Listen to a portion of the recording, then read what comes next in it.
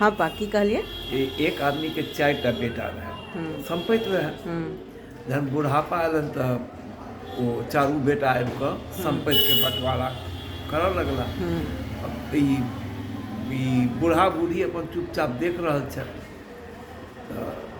अड़ोस पड़ोस के जे पंच सब आयल रहथिन से कहलखिन जे ई सब तो बंटवारा भऽ गेल, मुदा ई कहू जे माय बाप ककरा संगे रहत।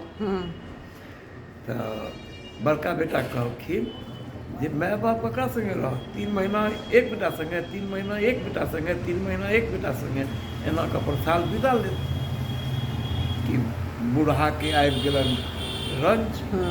वो कहलखिन संपत्ति ठीक हमर, तोरा चारू में 3-3 महीना आबि कऽ तू सब हमरा संगे रह, और बाकी 9 महीना अपन व्यवस्था अपने कर। ई हमर संपत्ति हमर, बंटवारा हमर। आब वो सब एकरा उचित बुझथुन या अनुचित बुझथुन। एक अद्भुत बंटवारा पिता के द्वारा कयल गेल।